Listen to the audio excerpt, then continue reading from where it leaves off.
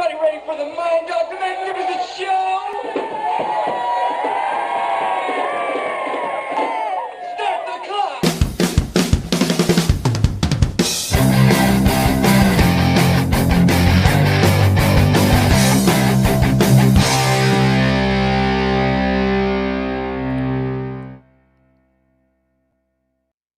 And welcome, my friends, to yet another episode of the Mind Dog TV podcast. I'm Matt Now. Thanks for coming. It's great to have you here as always. Today, we're going to talk about leadership with somebody who is known as the CEO Confidant.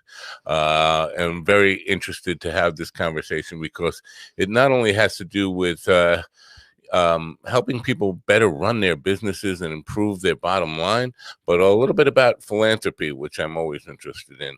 So we're going to talk about that today, and I'm very excited to get to that. First, I want to start with an explanation of sorts, and I guess some kind of an apology. Oh, we're having some issues in the background. I will get to that in just a minute. First, I need to kind of talk about the issues from last night. If you're looking for last night's program and wondering what happened, I scraped it. We did, and 230 episodes that we've done so far, had some great guests on, some really powerful people, some entertaining people, some really funny people, some people with just some great insights.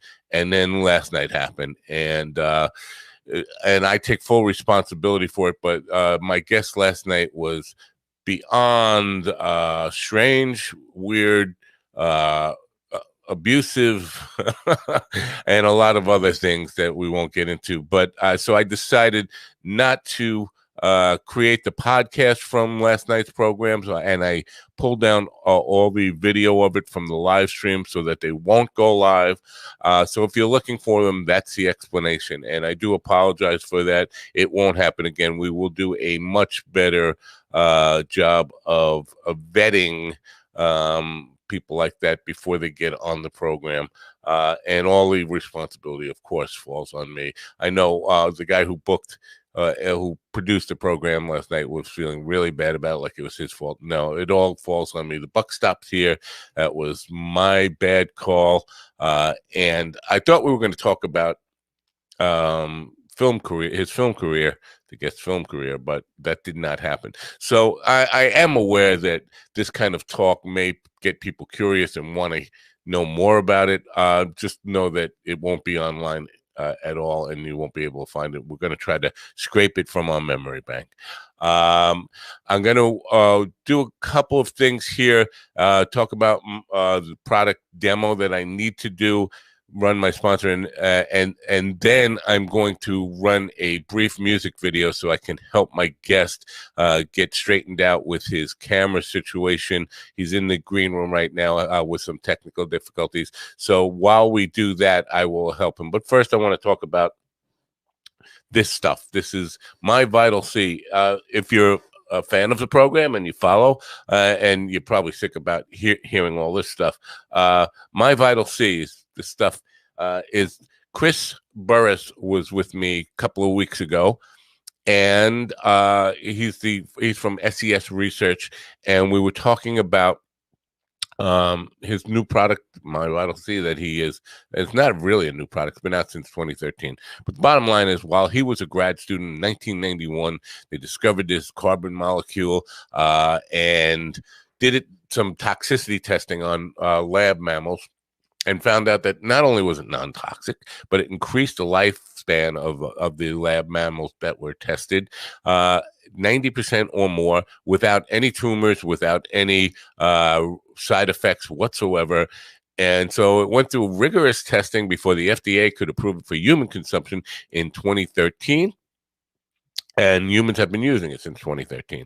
And so the claim is now that it can increase your lifespan by as much as 90% or more, which of course is an extraordinary claim.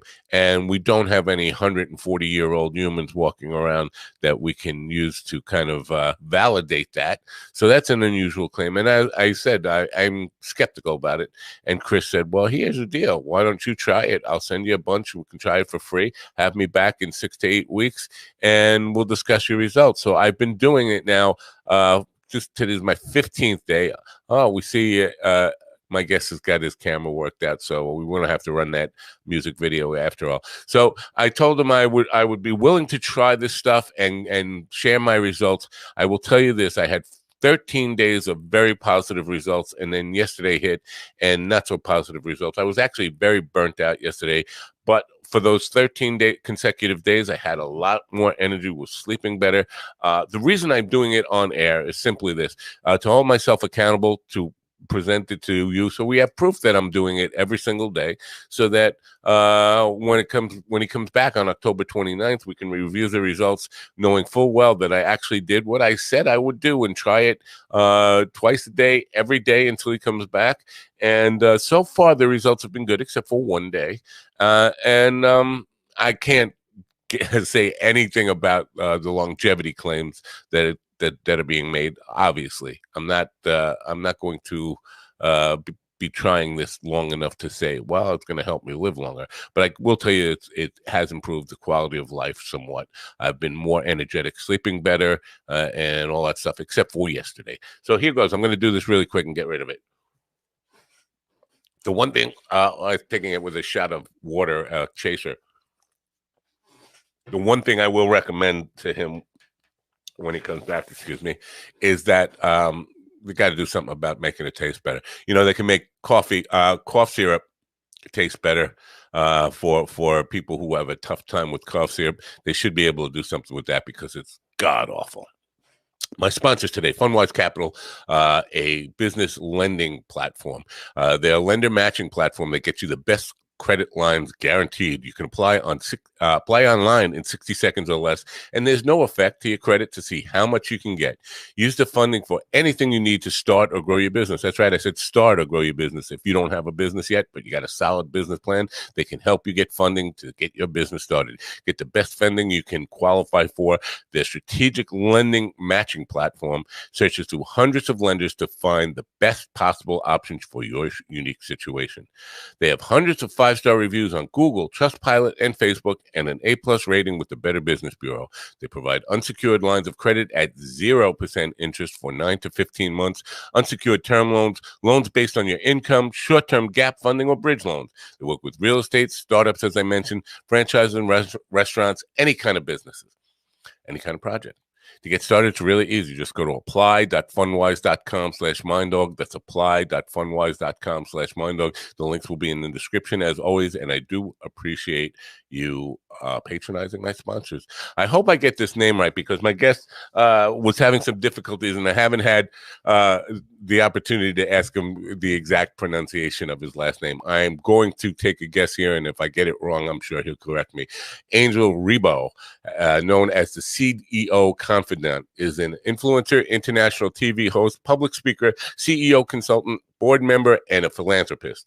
In the last 25 years, Angel has empowered more than 1,500 CEOs in 33 different countries. He was born in near Barcelona, Spain, and has lived in 8 countries and speaks 5 languages. It's my privilege to introduce him to you. Ladies and gentlemen, please open your ears, open your minds, and help me welcome in Angel Ribo. Thank you. Thank you very much. That was a pretty thoughtful introduction. Thank you so much for being so kind and so patient. Not only to you, but obviously to your audience. Thank you. Did I get your name right? Oh, absolutely. You did. Oh yeah. Good for me. Good for me. I'm happy about that. Totally. You must be pronouncing Spanish names of Catalan people like every single day on your show. That and a whole bunch of other stuff. You know, people from all over the world, and sometimes I'm scared just by reading them. I get names without any vowels in them at all. So Totally. my greatest fear, and I hate to disrespect people by getting their name wrong, and so it's good to know I got it right. So thank you, and thanks for coming here. No, so absolutely. Let's talk a little bit about you and the path that led to where you are today, and your work with CEOs. Can you tell us a little bit about your background?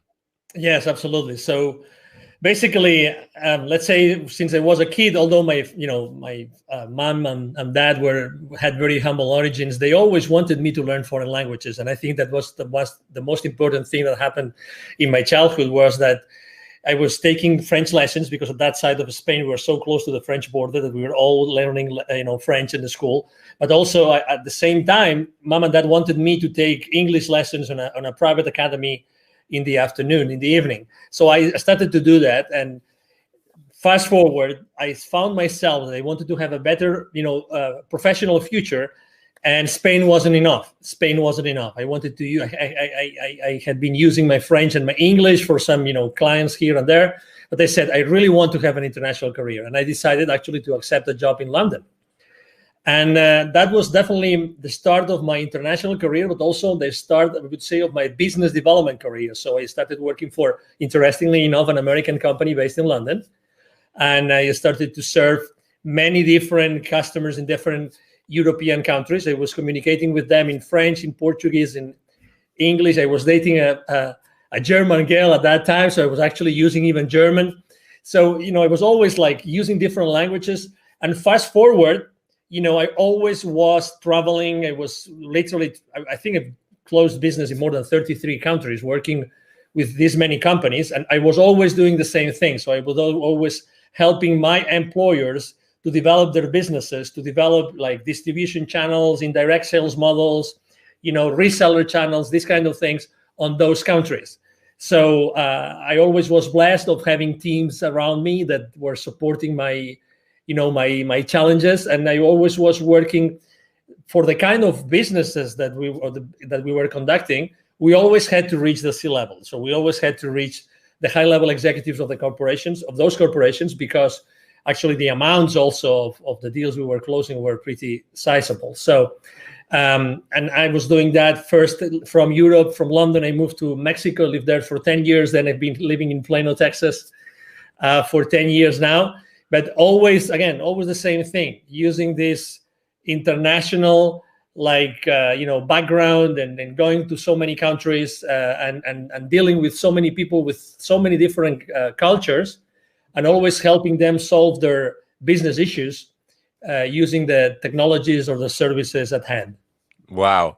Interesting stuff to unpack in that stuff. Well, let me just tell you a little bit about my experience and why I'm going to be asking the questions I am going to be asking will probably be revealed in this little bit.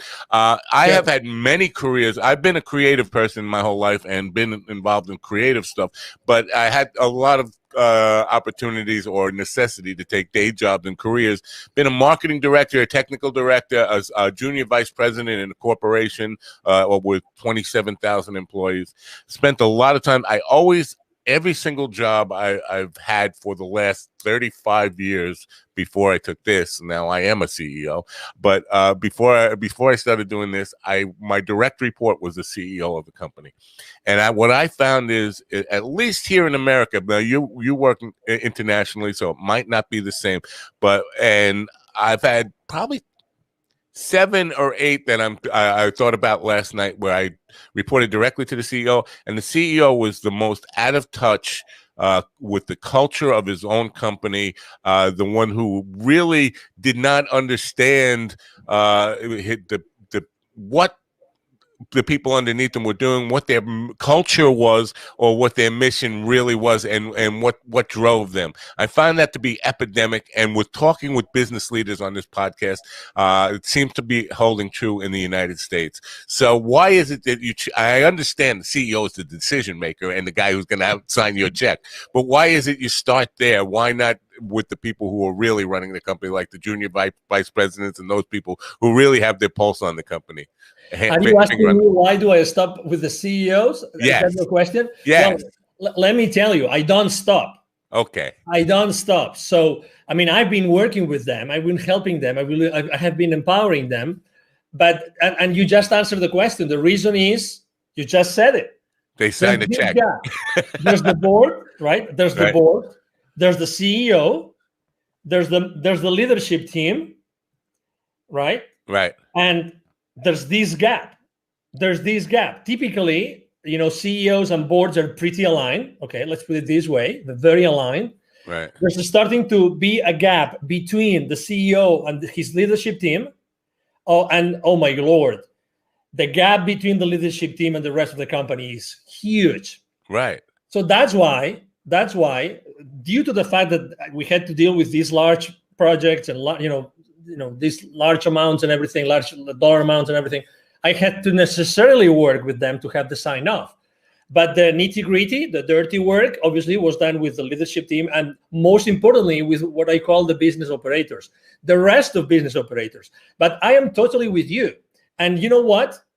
I think that I think that as soon as business operators start to be aware of the implications of what they do, and actually the CEOs empower their business operators to do that, to know the exact, the consequences of their business decisions while they work there, this gap that you just mentioned, this lack of, oh my God, I see all these people in the company, but at the top, maybe it's not that clear what these other guys should be doing. Right. That thing that you experience yourself like firsthand, it happens every single day.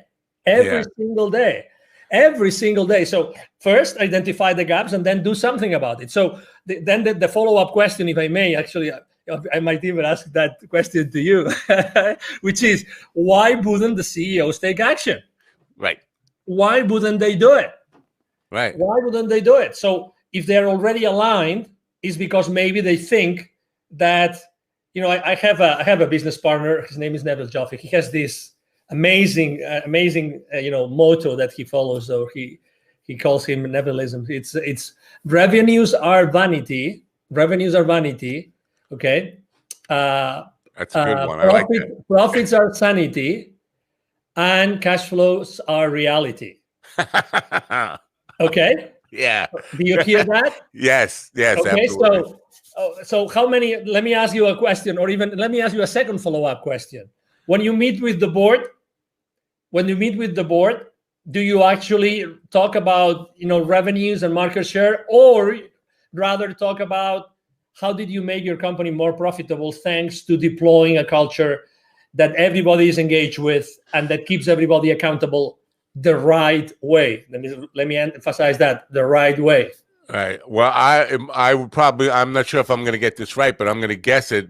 Most CEOs are just talking about the bottom line, profits, and all that stuff, and not really concentrating on how to improve the culture and productivity the right way.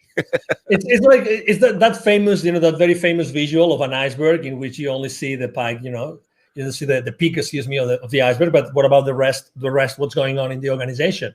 Right. So there's a lot of things going on in the organization, a lot of things. And actually, right now, with everything that's going on in the world, with all this, with the current state of affairs, I think that most of those inefficiencies, most of these issues are coming to the surface. And me having worked internationally, obviously, immediately you start thinking, what about diversity? Diversity of cultures, diversity of people, diversity of religions, of sexual orientations, all this diversity. I talk to C-levels every week. I was talking to a couple of headhunters the other day, and he said, I can't cope, listen to this, I can't cope with the number of requests I get of chief diversity officers right now. Wow. Chief diversity officers. I don't know where to find them. Well, I can find them easily, but where are those experienced people that have worked internationally, that have embraced this culture, really know how to deal with a mix of cultures, with a melting pot of cultures that are going to help you create efficiencies inside your corporation? Right. Wow. Well, that's something to unpack there too, because you did mention in your opening statement there about knowing the different cultures of different countries that you've lived in and that kind of stuff. And we talk about culture in a couple of different ways here. There's countries have different cultures and companies have different cultures. Does the cultural influence of a company, is that affected by the country culture Like, is culture, corporate culture, a bigger issue in the United States, say, than it would be in Spain or Portugal or France or wherever, or is it the same kind of challenge? Well, number one, definitely the country where let's say where the headquarters of that corporation is, and I have lived that firsthand. The country of the health where the headquarters of this company is definitely define the culture of the entire organization. Right. And I've myself lived in transitions. You might have lived the same experience. Transition of a company that was fully American, and transition was bought out by someone else in another country. I'm not going to mention it.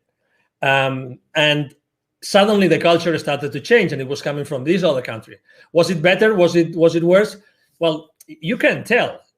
You can't tell until you start seeing the consequences. You start seeing the implications. You start seeing how does that translate to the way you communicate with the rest of the people, with the rest of your peers, your managers, the people that report to you.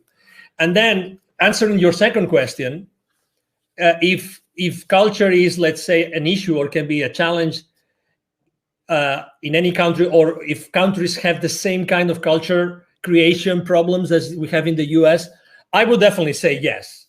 I think it really depends on business leaders. And I really think that, again, with all this current state of affairs, that's gonna help everybody a lot. I think that they are realizing that now that the people cannot meet and cannot see each other and cannot meet face to face, they're going to realize that the style of leadership of those leaders becomes much more relevant. You know, you were mentioning maybe they don't get it because they are on their ivory tower, right? You cannot be on your ivory tower anymore because you have to be in how many more times Zoom calls right now? How many more virtual events have you go through? Many more, many more. Right now, it's impossible to hide. You can run, but not hide. I love that. But I'm not sure it's so much, and I'm sure the ivory tower part of it is definitely part of it. But I think, and you'll correct me if I'm wrong, but I think where a lot of CEOs go wrong, or where they go astray, is they start their company with a great what is the word I'm looking for? Intention. So they'll put together a mission statement that has this really glorified sounding and really well-intended statement, and they kind of start working in their business rather than working on their business, and so they're doing the things the tasks that a CEO would do, rather than look at the whole picture of what the company culture is and how it's evolving. Are we staying true to that mission statement that was written when we started the company, or was that just words that we put on a poster and hung over my door, and then now we're actually doing the work and forget about that? But everybody who comes into the company must at least read it and get to know what we were supposed to be about, but we forgot what we were about.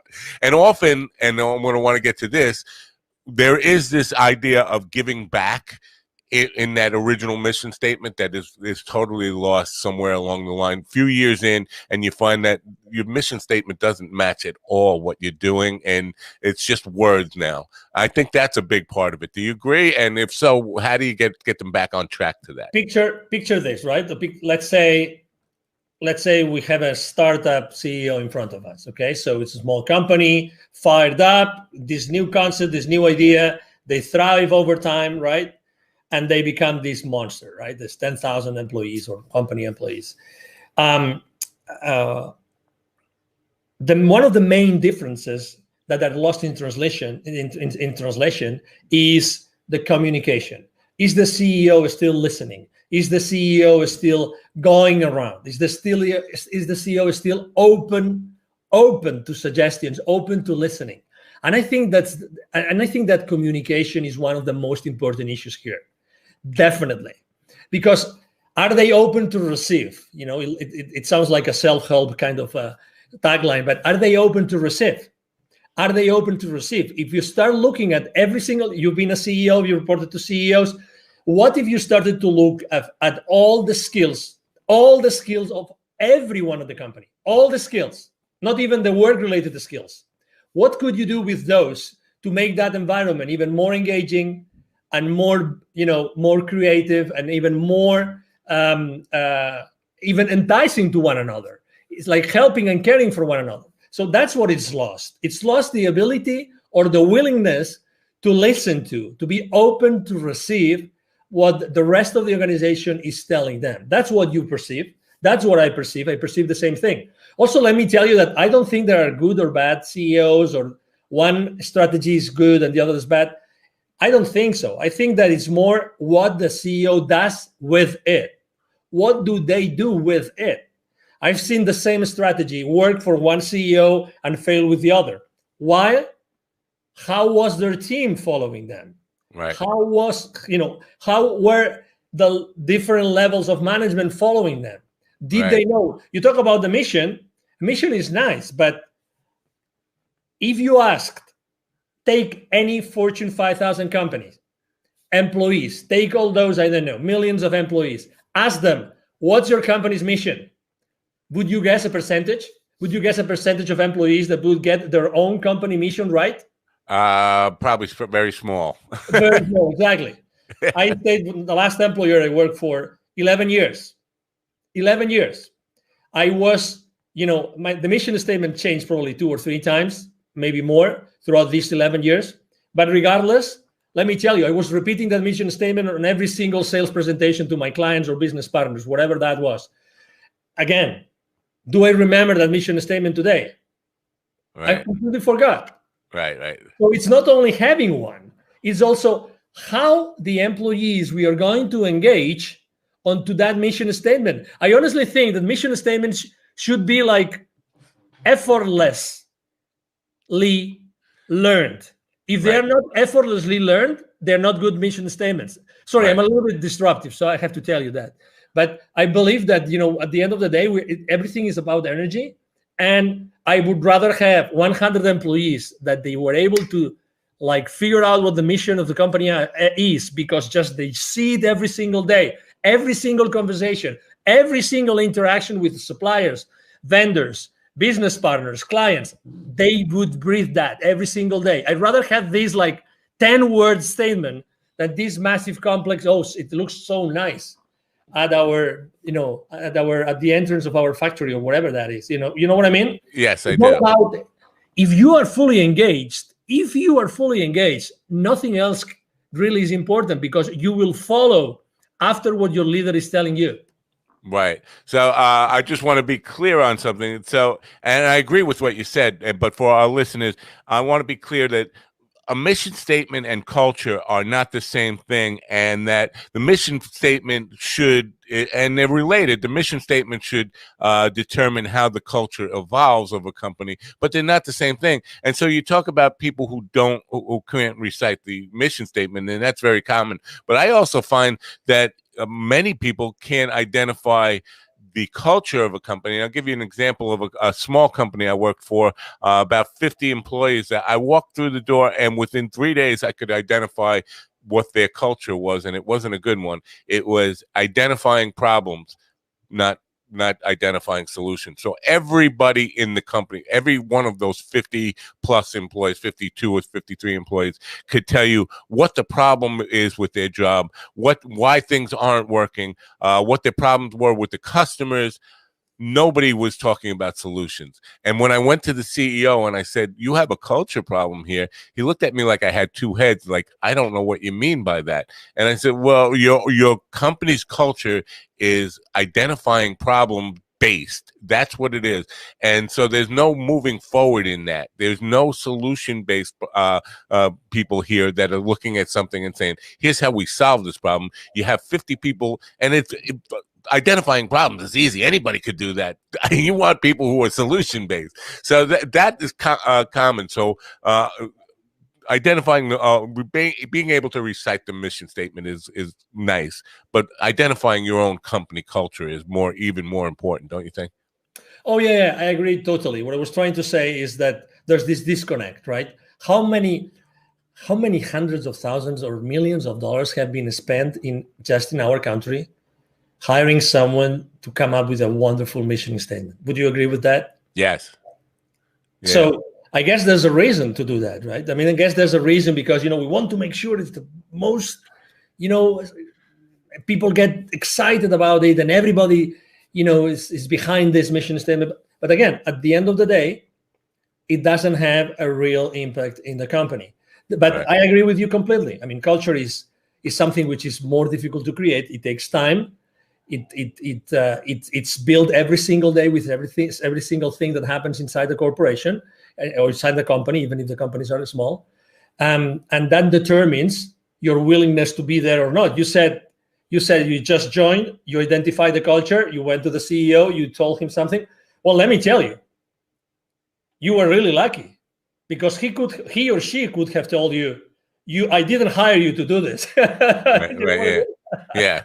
So it wasn't that bad, because at least, okay, so it is what it is, right? But I didn't hire you to find problems, but actually the culture was to find problems. Well, he did hire me to straighten out his marketing department, and that was part of the solution to straightening out his marketing department, was getting everybody in the company working on the same page, because what he had was marketing department creating its own culture and the subcultures within it, but everybody had the unique situation of identifying problems without solutions. But the marketing department had one different belief of what they were working on. The operations and the collections department had a whole different, and sales team had a completely different culture. And so we were going in a lot of different ways. So in some ways, he did hire me actually to at least figure out what his problems were for him, and find out how we should address it. So my solution was to get the entire team together in a big room and have them explain what the culture should be. And anybody who wasn't, and this was a tough sell for him, that anybody who really couldn't adapt to what the new culture was going to be and help us build that culture should start putting their resume together and looking for a job elsewhere. Because I definitely one of the people who believe that if somebody's not helping you pull in the same direction, they're helping you push in the opposite direction, and they're toxic, and they should be encouraged to leave the company. If you're not part of the team, you shouldn't be in the room with the team. What's coming to me as I'm hearing you is I think that the quality of the questions you ask your team also define the results that you get from them. Right. And we tend to use, myself included, obviously, we tend to raise the wrong questions.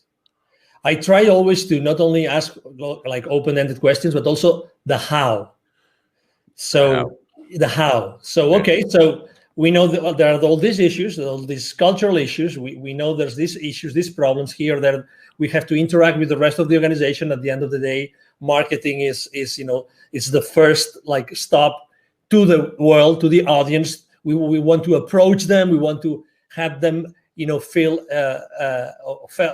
We want them to feel appealed to come to us, etc. But how can we do that? How can we overcome these things? How can we look at this? How can we create something together?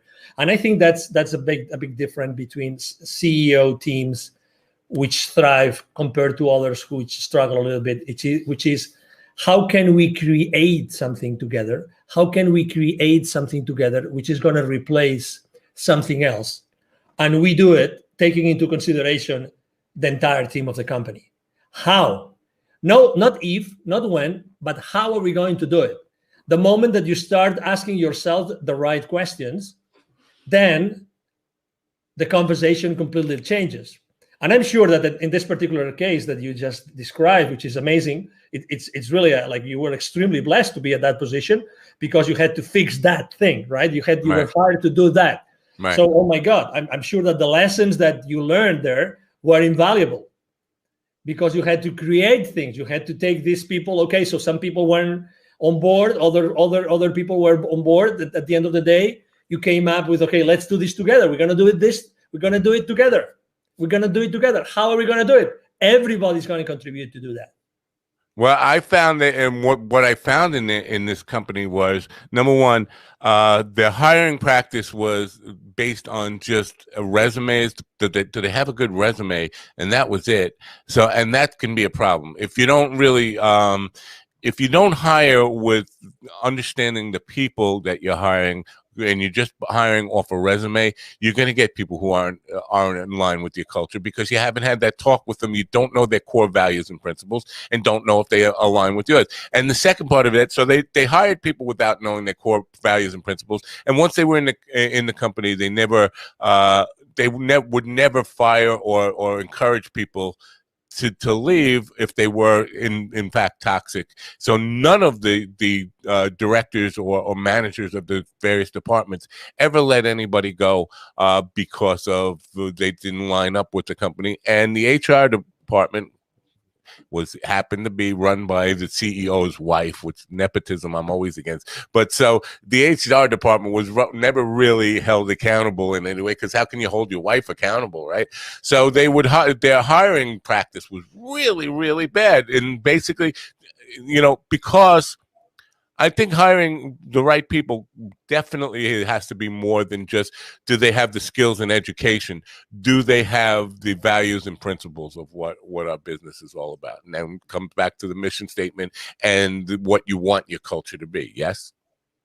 And honestly, I always think that one time someone asked me, okay, so if you have to give one advice to one CEO, what piece of advice would you give that CEO? And I ask, can I choose a single CEO? And that person told me yes. So please, I would definitely recommend that single female or male CEO to get married and to have a kid, so that he will start receiving the lessons that the kids give us to all of us as parents. Okay, so I'm trying to make a metaphor between what's happening inside the company. Right, I get it. What's happening, inside the company with all of our colleagues, peers, people that report to us, and people that we report to, and what happens inside the family. Never underestimate the power of someone working with you or for you. Never, ever underestimate that part, ever. Because there's always something that can happen. There's always some experience, some part of the creation process that you are undertaking with them to create, in this case, for instance, a new marketing strategy that can change this, can change the future for that company forever. So I see the same thing. So I understand it's true. I mean, not every company is hiring, for attitude, let's put it this way. How important is the attitude? If someone is willing to change, if someone is enthusiastic, if someone brings to the company every single day, they're pumped, they're fired up. Let's do it. I make mistakes, but I move on. I respect everybody. I honor the support I get from everybody. This gentleman, maybe, or this woman this lady didn't have this resume, which was amazing, right? According to the credentials written, but probably, this lady or gentleman, they might have this amazing attitude that's going to make all the difference. Right. And you know that when you have your team meetings, right? You have your team meetings and you have plenty of people around your table. How important is the excitement? How important is, yes, we're going to do this. Come on, we're going to have a great meeting today. And you talk about your wife, your dog, your weekend, your whatever that is. This is really, and again, this is something I'm seeing today. I think that we have to bring our personal life more into our business world. Listen what I'm saying. I agree. Yes. Honestly, I mean, even if we are now working remotely, it doesn't matter. Hey, we are human beings. Why do we have to leave our human personal life out the door when we get into the building, our company building?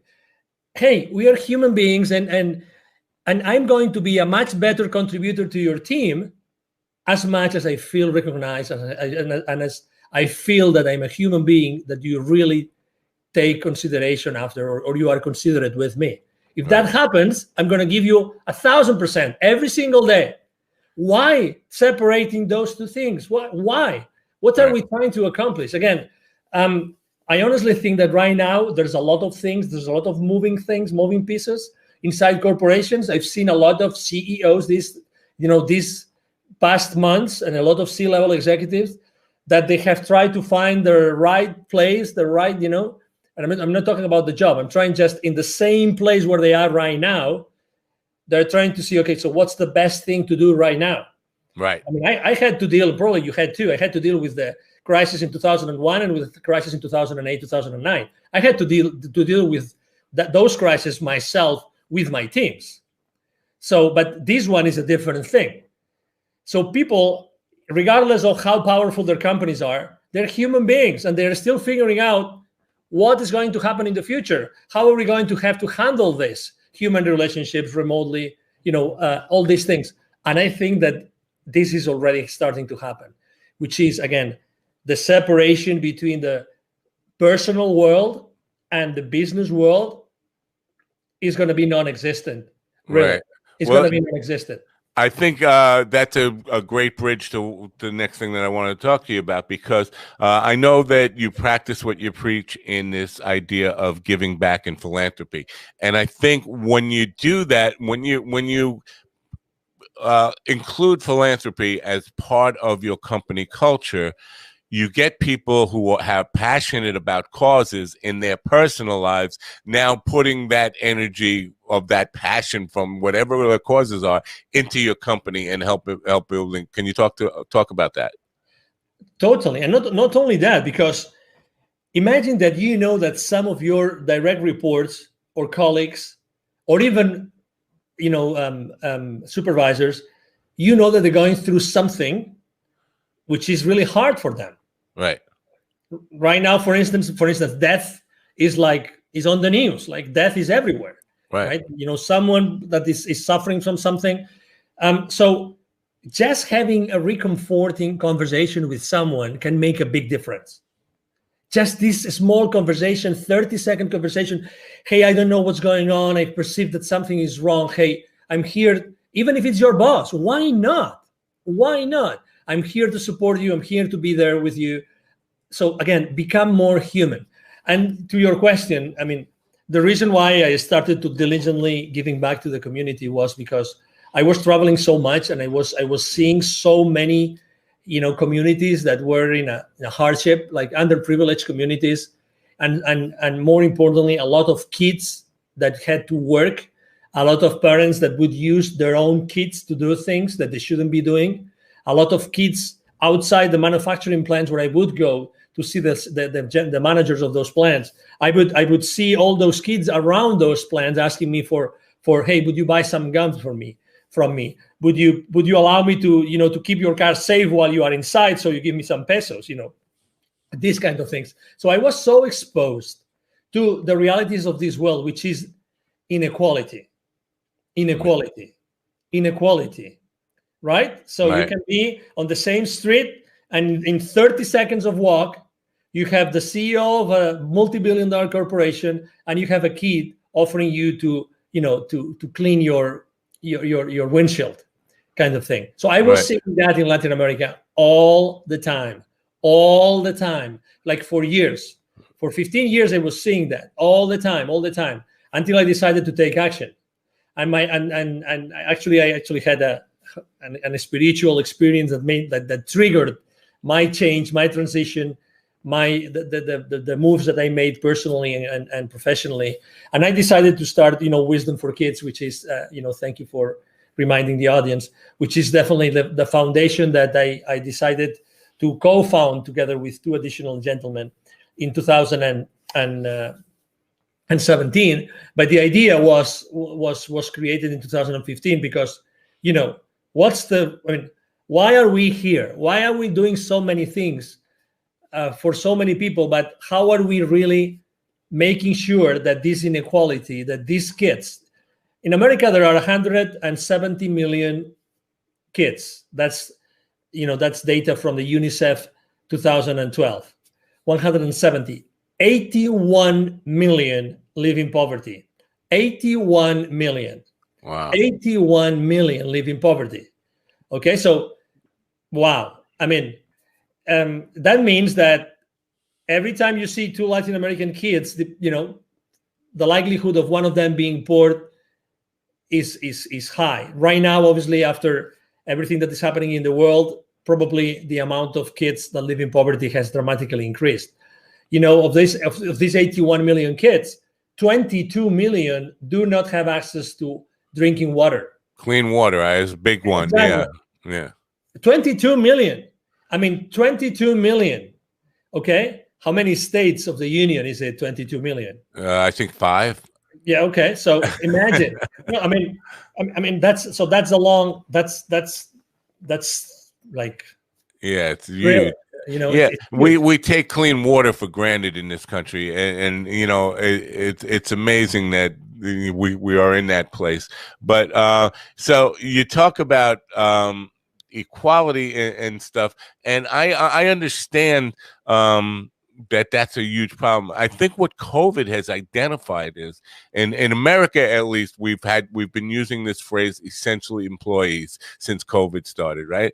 And it kind of identifies, oddly enough, the essential employees are the people who are least compensated in a lot of cases. So we don't see the CEO as the essential employee in a lot of ways. The people who are out there stocking the shelves, the people who are out there working in hospitals, the paramedics, the police officers, all the people who are we now deemed as essential, somehow they're still on the bottom of the compensation model. I think that needs to be changed. And I'm not, I hate to get into politics. I'm not a communist or a socialist, whatever you want to label me.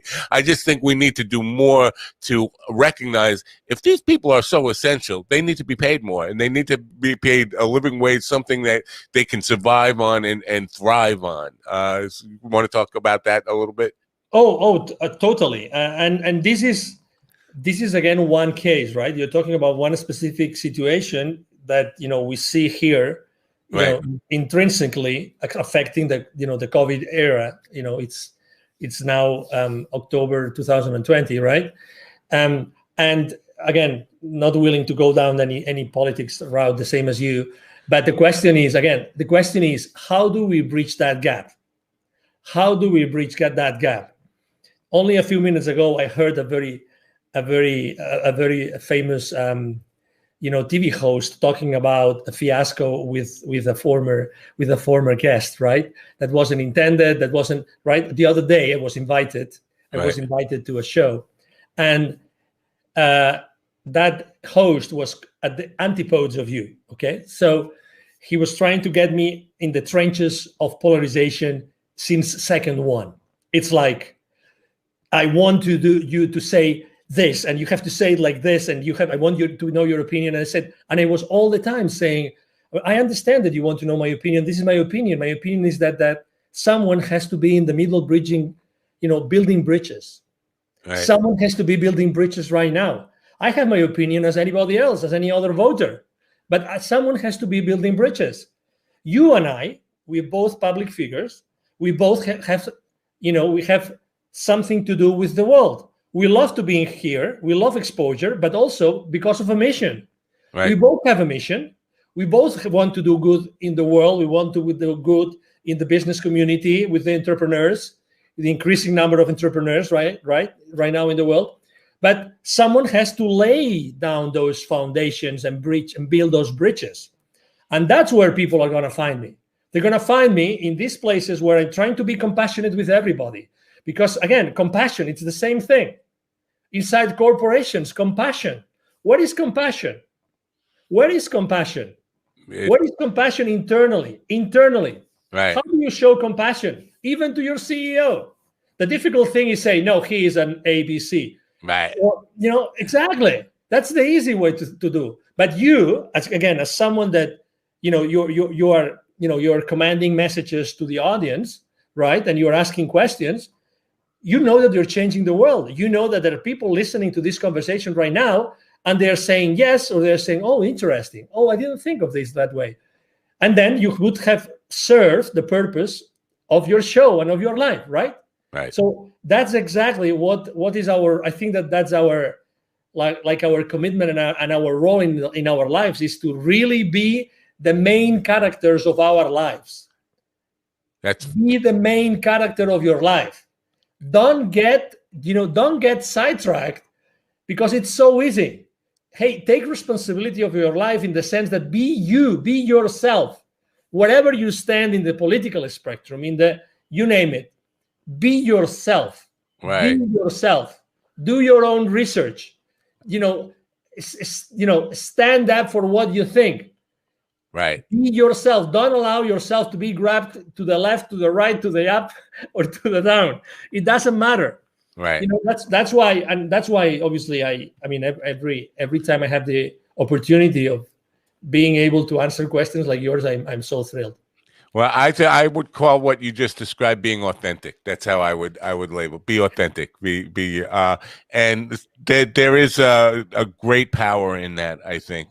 But earlier you and I forget what we were talking about, but you said it sounds like a self-help type of phrase, and I forget what the phrase you were alluding to. But I think there's first of all, I think there's a big influence of what we self-help stuff in business right now, and what really I find refreshing about you is that you're not calling yourself a coach. The CEO Confidant. I'm hearing from so many people who label themselves business leadership coaches and things like this, and I think we get to the point, and that's a self-help term, and we get oversaturated with that. I think we're seeing an influx of too many people who want to be coaches and we're losing enough people to coach, if that makes sense. So we have so many people who are you know what, I don't want to work anymore, I just want to teach my knowledge, and I want to share my knowledge and be a coach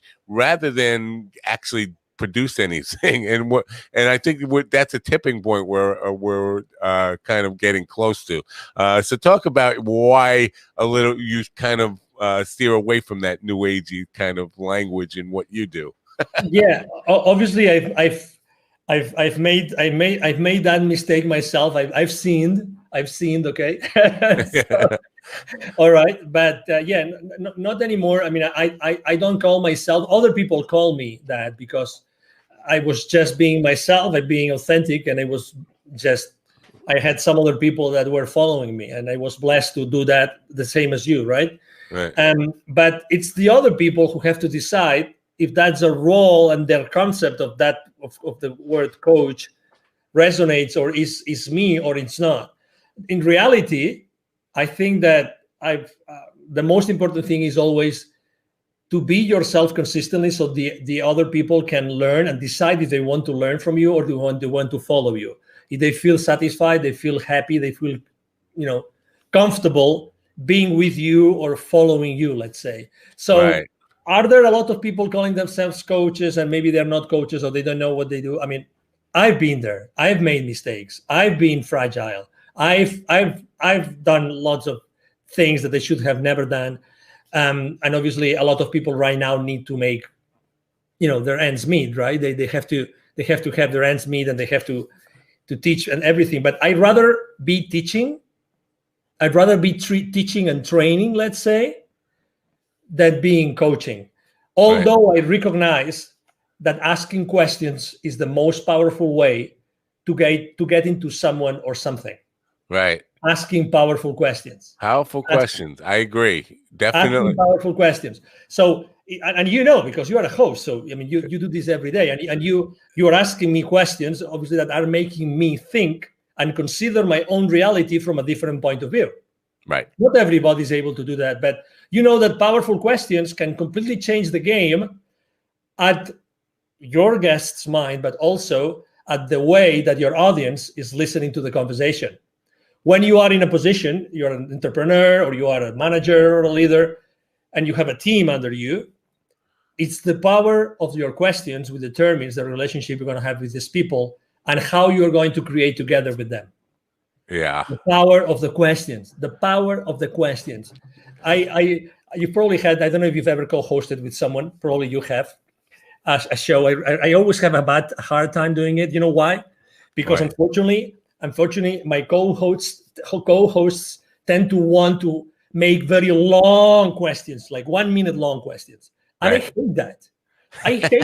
I invited someone because I want my audience to learn from that person. If they want to learn from me something, they have two options. They will ask me questions, or they will get into one of my monologues online. You know what I mean?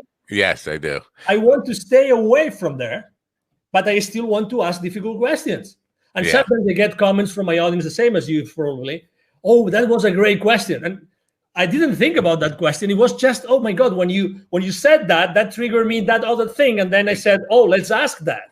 Exactly. I have a reel that I put together. It's called Questions, and it's just a reel of people reacting to the question I asked them. That's a great question. Nobody's ever asked me that before, and that kind of, and it's just one after another of that. And that I take great pride in that. When I get a guest to say that's a great question, I have to think about that.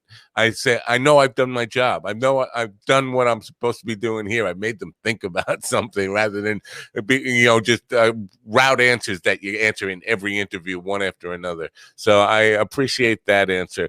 And you talked about, and I just want to address something you said earlier about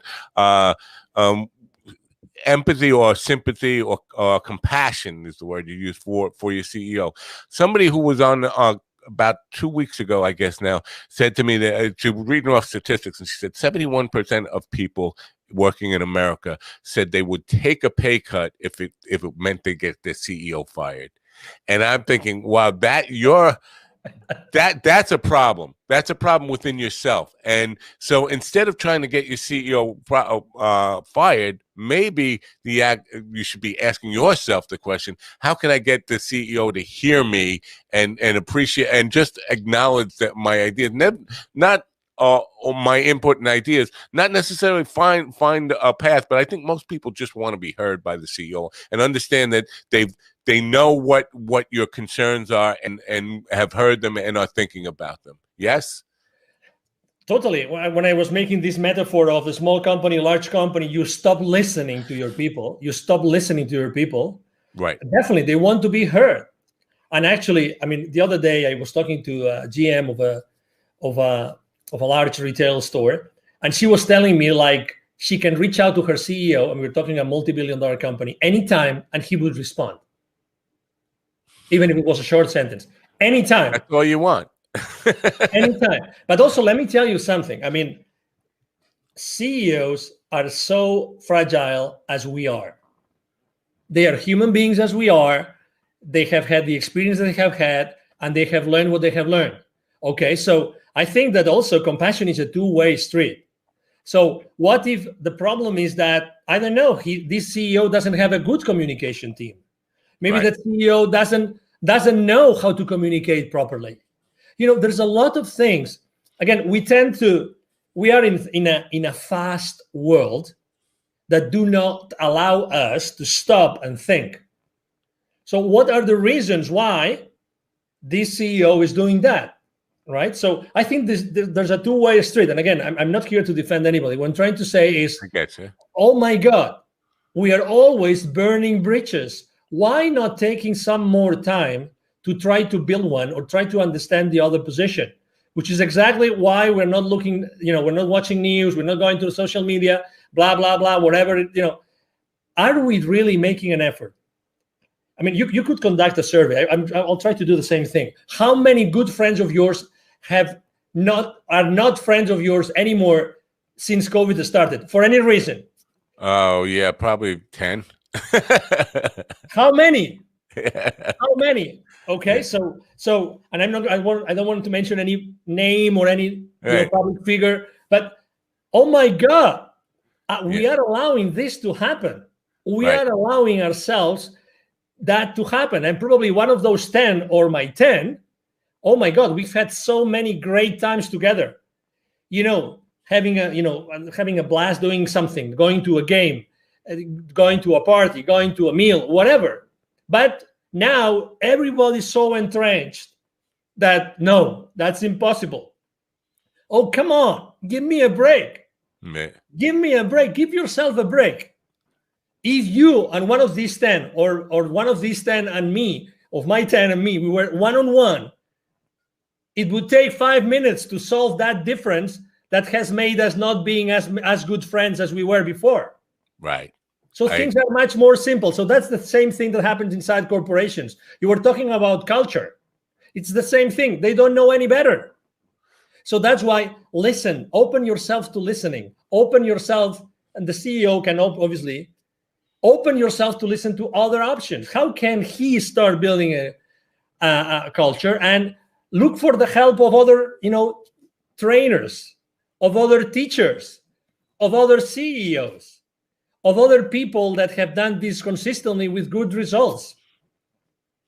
Are you an optimist? Oh, I am totally. Good. It's good to hear. I like when people don't even hesitate with that question, and they come back with. Usually, it's they don't hesitate, and they come back with, "I'm a realist, not an optimist." But I appreciate an affirmative, quick answer, no matter what.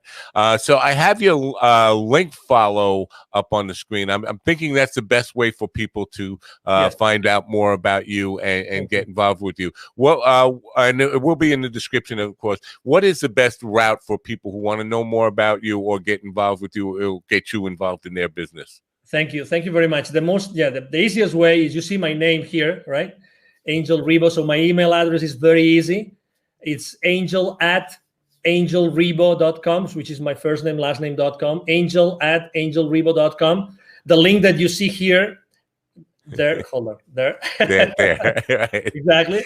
So the link that you see there actually takes you to all my social media outlets. Right. So you will see what I do on LinkedIn, which I am consistently there. I'm posting every day.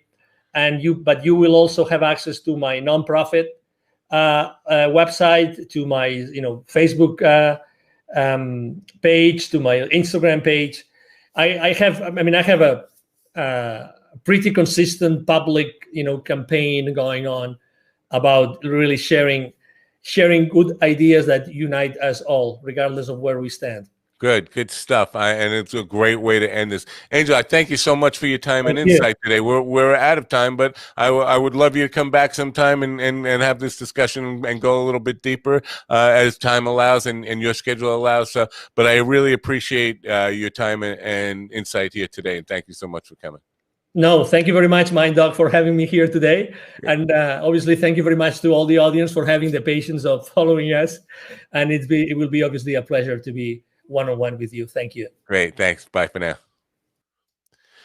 Angel Ribo, my big takeaway from that is listening and building bridges. That's what's gonna be a big takeaway for me from that stuff. I do hope you will check out his link follow where you'll find out all the information from him and his nonprofit stuff is really, really important too, and I hope you will patronize that as well. Hope you got something out of this program today and really will take it to heart. I hope you come back, tell your friends about it, subscribe, go to my YouTube channel, subscribe there, go to minddogtv.com and get on my mailing list so you know when we're going to have great guests on. How else would you know?